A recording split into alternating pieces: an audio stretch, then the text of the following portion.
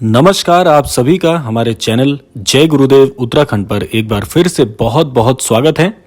आशा करते हैं कि आप और आपका परिवार बिल्कुल स्वस्थ होंगे। इसी कामना के साथ बढ़ते हैं आज के अद्भुत क्रमांक की ओर।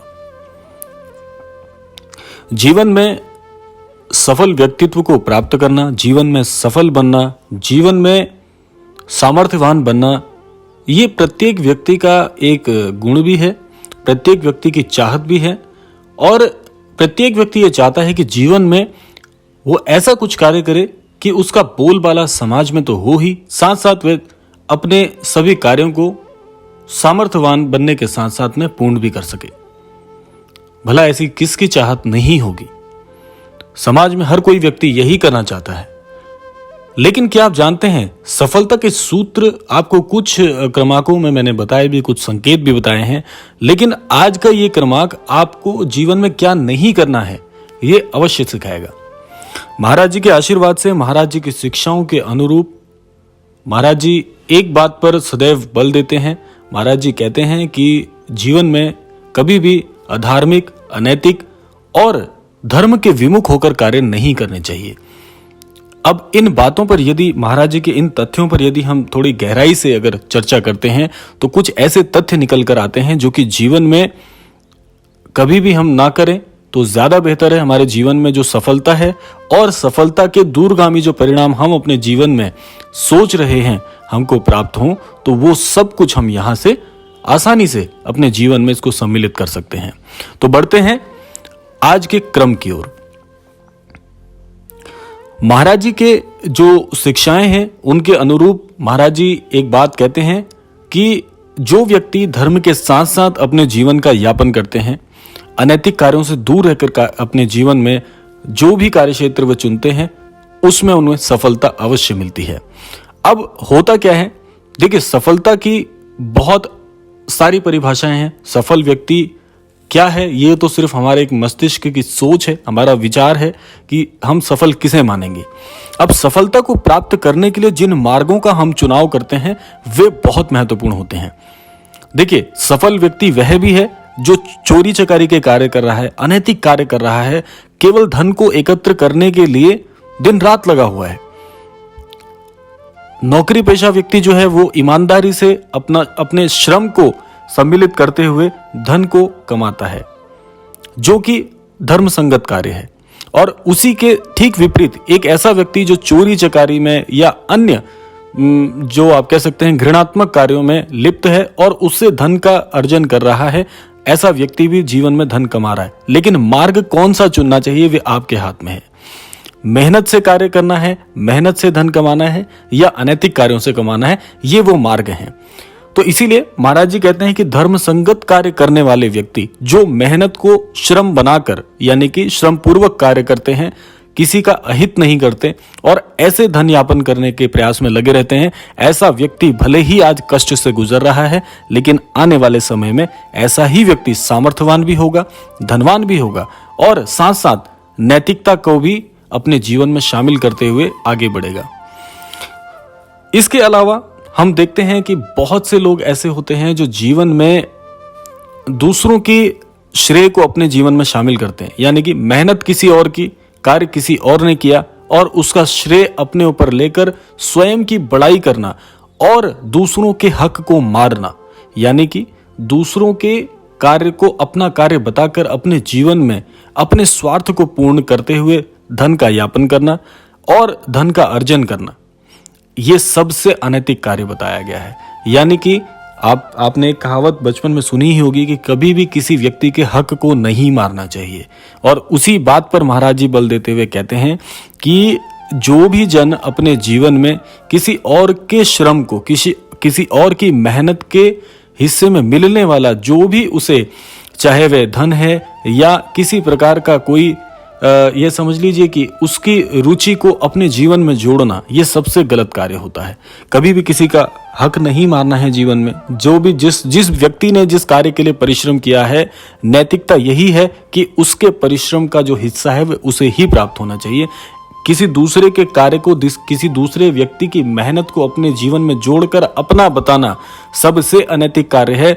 भले ही आज उस झूठ से, उस फरेब से आप अपने जीवन में कुछ मूल्यता जोड़ सकते हैं, सफल भी बन सकते हैं। लेकिन ऐसी सफलता जो किसी दूसरे के खून पसीने से बनी हो, उस सफलता का श्रेय आप कभी ले ही नहीं सकते।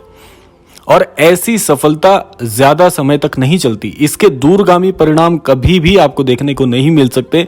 कुछ समय के लिए जीवन में सुख का अनुभव अवश्य कर लेंगे, लेकिन ऐसा सुख जो किसी दूसरे के परिश्रम से तैयार हुआ है, दूसरे का हक मारकर अपने जीवन में आपने जोड़ा है, ऐसी सफलता विफलता के ही समान है। आप कभी भी स्वयं को सफल नहीं मान सकते, इसीलिए कभी भी भूलवश ये गलती ना करें और जीवन में इसका आकलन करके देखिए कहीं आप इन्हीं गलतियों को तो नहीं दोहरा रहे। और बहुत से प्रश्न इसी संदर्भ में आते हैं कि हम जीवन में अपनी बहुत मेहनत कर रहे हैं। बहुत मेहनत का आशय मैंने आपको प्रारंभ में बताया कि आप ऐसी मेहनत तो नहीं कर रहे कि रास्ते या मार्ग सफलता के लिए आपने गलत चुने हुए हैं, इसीलिए तो आप सफल नहीं हो रहे। क्योंकि ईश्वर कभी भी, जैसे आप एक छोटा सा उदाहरण समझ लिए, कोई भी माता किसी अबोध शिशु को सुरक्षित स्थान पर नहीं जाने देगी। ऐसे ही ईश्वर भी होते हैं कि अपने बच्चों को गलत मार्ग पर चलने के लिए सदैव रोकते हैं। और आप चाह रहे हैं कि मैं सफल क्यों नहीं हो रहा। अरे भाई, आपको ईश्वर रोक रहे हैं कि गलत मार्ग पर मत जाओ, आपको बाद में पछताना होगा। जिसे आप सफलता समझ रहे हो वह सफलता नहीं है, वह तो एक भूल है, एक गलत मार्ग है जो आप चुन रहे हैं। और ईश्वर बार बार आपको असफल करके रोकने का प्रयास कर रहे हैं कि नहीं, रुक जाओ, यहीं रुक जाओ। जीवन में जहां आप चलने का प्रयास कर रहे हो वो मार्ग ही गलत है। तो स्वयं का आकलन करना चाहिए आपको। ये स्वयं आकलन होना चाहिए कि मैं जिस मार्ग पे चल रहा हूं, मेहनत तो मैं कर रहा हूं, जीवन में आगे बढ़ने का प्रयास कर रहा हूं, क्या मेरे वो मार्ग गलत तो नहीं है? कहीं मैं गलत मार्ग का चुनाव करके तो नहीं बैठा, इसीलिए आप असफल हो रहे हो बार बार। आज के क्रमांक का जो शीर्षक है वो इसी पर तैयार किया गया है कि भाई आप गलत मार्ग पर तो नहीं चलना चाह रहे, ये है। इसके अलावा जीवन में कभी भी झूठ, फरेब और जैसे मैंने आपको बताया कि ऐसे असुरक्षित संदर्भों से आप अपने जीवन में पैसा कमाना या धन कमाना, धन अर्जन का प्रयास तो नहीं कर रहे। अगर ऐसा भी कर रहे हैं तो बहुत बड़ी भूल है। झूठ से कमाया हुआ धन, और जैसा मैंने आपको बताया, झूठ, फरेब या किसी को धोखा देकर कमाए जाने वाला धन या ऐसी सफलता जो गलत मार्ग से आप अपने जीवन में जोड़ने का प्रयास कर रहे हैं, मत करिए ये भूल। यह मैं आपको फिर बता दूं कि जीवन में थोड़े समय के लिए तो प्रसन्नता मिल सकती है, इसके अलावा कोई भी ऐसा कार्य जो नीति संगत नहीं है, धर्म संगत नहीं है। और आपको सदैव एक बात का ध्यान रखना है कि आपके जो विचार हैं, आपका जो भी कार्य क्षेत्र है, हर किसी व्यक्ति का कार्य क्षेत्र अलग अलग हो सकता है, तो आपको मस्तिष्क में यह रखना है कि जीवन में सारे कार्य केवल धनार्जन के लिए नहीं होते। ये बात जिस व्यक्ति के मस्तिष्क में बैठ गई, जीवन में ऐसा व्यक्ति बहुत शीघ्र और बहुत ही अटल सफलता को प्राप्त करता है। तो आपको यही समझना है कि हर कार्य को धन से जोड़कर मत देखिए। धनार्जन के लिए ही सदैव हर मार्ग पर चलने का प्रयास मत करिए, ये बहुत बड़ी भूल होती है। क्योंकि आज कुछ कार्य यदि आपने नीति संगत तौर पर कर लिए तो समझ लीजिए कि जीवन में धन के पीछे भागने की आवश्यकता कभी नहीं पड़ेगी। सफलता का प्रयास करिए और हमेशा हर कार्य में यह सोचिए कि मैं जिस भी कार्य पर हाथ डालूंगा उस कार्य को अपनी ओर से 100% मेहनत के साथ करूंगा। अगर हर कार्य को आप इसी दृष्टिकोण से करते हैं तो वह कार्य आपका सफल भी होगा। और सफलता के पीछे जो व्यक्ति चलता है, जीवन में सुख सुविधाएं अगर आप उनको आकर्षित करना चाहते हैं, जीवन में आप चाहते हैं कि बहुत धनवान बन जाऊं, बहुत कीर्तिवान बन जाऊं, तो आपके जीवन में यही नियम बन जाएगा कि आप सफलता के लिए प्रयास करेंगे। ये सारी चीजें आपके पीछे पीछे स्वतः ही आ जाएंगी। आपको किसी भी कार्य के लिए अधिक मशक्कत नहीं करनी पड़ेगी। और अंततः आपको एक बात और बता दूं, जो व्यक्ति सदैव आस्थावान रहते हैं, अपने गुरुजनों का आदर करना नहीं भूलते, माता पिता का अनादर नहीं करते, छोटे बड़े का लिहाज रखते हैं जीवन में, ऐसा व्यक्ति समाज में सदैव प्रेम तो पाता ही है। हर व्यक्ति उसको अच्छा मानता है, ऐसे व्यक्ति को हर व्यक्ति उससे प्रेम करता है। और साथ साथ में जब आप इस दृष्टिकोण से कार्य करते हैं कि सभी का सम्मान करना, छोटा हो बड़ा हो, गुरुजन है, आपके माता पिता है, सभी का सम्मान करते हुए आप चलते हैं, तो इतने लोगों का आशीर्वाद आपके साथ साथ चलता है।